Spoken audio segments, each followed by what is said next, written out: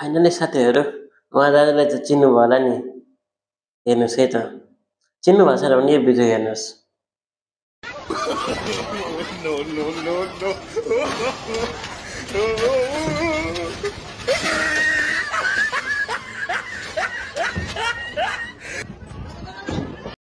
हेर्नुभएको छ भयो नि? हो उहाँ दाजु जे गर्छ नेपालीले गर्छ। फाइनली उहाँ दाजुले पनि त्यो त्यो चोरहरूलाई होइन, चोरी गर्नेहरूलाई भातैले हान्नु भएको थियो। देख्नुभयो, तपाईँहरू देखिसक्नुभयो।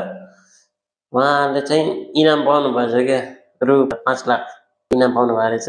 खुसी लाग्यो, राम्रो लाग्यो।